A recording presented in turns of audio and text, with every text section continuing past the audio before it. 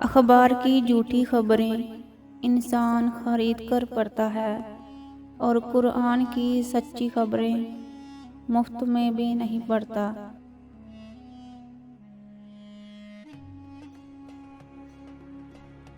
अकड़ जितनी ज़्यादा हो इतनी ही शिद्दत से टूटती है और धोखा जितना बड़ा हो इतनी ही ताकत से अपने महवर पर पलट कर आता है।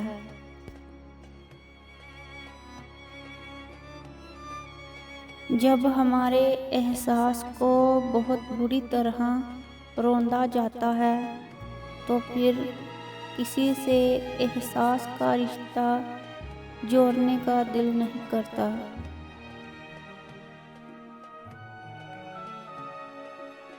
मुनाफिक लोगों से संभल कर रहें।